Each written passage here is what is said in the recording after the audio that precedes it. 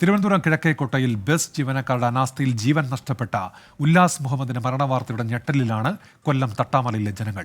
ഉല്ലാസും ഭാര്യയും മകനുമടങ്ങുന്ന ചെറുകുടുംബത്തിന്റെ സന്തോഷം കൂടിയാണ് ഒരു നിമിഷം കൊണ്ട് നഷ്ടമായത്.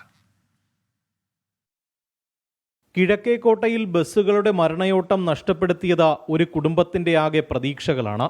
കേരള ബാങ്ക് ഉദ്യോഗസ്ഥനായ ഉല്ലാസ് മുഹമ്മദിന്റെ മൃതദേഹം പോസ്റ്റ്മോർട്ടത്തിന് ശേഷം കൊല്ലം തട്ടാമലയിലെ വീട്ടിലെത്തുമ്പോൾ നാടൊന്നടങ്കം വേദനയിലാണ്.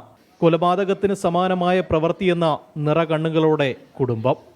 വന്ന് ഒതുങ്ങി നിൽക്കിയത് റോഡ് കുറുക്ക് ചെയ്യാനായിട്ട് ഇറങ്ങാനായിട്ട് മനസമാനമായിട്ട് നിന്നയാളാണ്. അയാളെയാണ് ഈ വണ്ടിയോട് ചേർത്ത് ഉരച്ച് കൊല്ലപ്പെടുത്തിയത്. കൊലപാതകം തന്നെ ഞാൻ പറയും. വളരെ ക്രൂരമായിട്ടുള്ള കാര്യമായിപ്പോയി. വർഷങ്ങളോളം കൊല്ലം ജില്ലാ സഹകരണ ബാങ്കിലായിരുന്നു ജോലി. പിന്നീട് കേരള ബാങ്കിന്റെ തിരുവനന്തപുരത്തെ ഹെഡ് ഓഫീസിൽ 1.5 മാസങ്ങൾക്ക് മുമ്പാണ് സബ് ഓഫീസിലേക്ക് സ്ഥലമാറ്റം ലഭിച്ചത്. നാട്ടിൽ പൊതുപ്രവർത്തനങ്ങളിലും ജീവകാരുണ്യ പ്രവർത്തനങ്ങളിലും സജീവമായിരുന്നു ഉല്ലാസ്.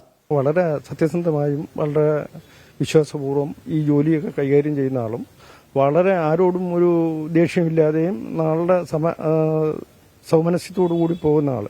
അദ്ദേഹത്തിന് പെട്ടെന്ന് ഈ വിഷമ സ്ഥിതിയിലേക്ക് വന്നതല്ലേ നമുക്കെല്ലാം ഉത്കണ്ഠയുണ്ട്.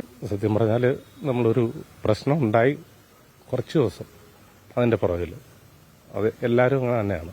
അത് കഴിയുമ്പോൾ വീണ്ടും ആർക്കാണോ നഷ്ടപ്പെട്ടത് അവർക്ക് നഷ്ടപ്പെട്ടു.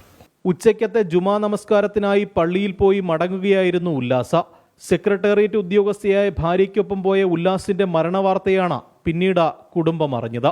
ഉല്ലാസിന്റെ മകൻ കൊല്ലത്തെ സർവീസ് സഹകരണ ബാങ്ക് ജീവനക്കാരനാണ്. പോസ്റ്റ്മോർട്ടത്തിന് ശേഷം വീട്ടിലെത്തിച്ച മൃതദേഹം മയ്യനാട് ജുമാ മസ്ജിദിൽ ഖബറടക്കി. 24 കൊല്ലം.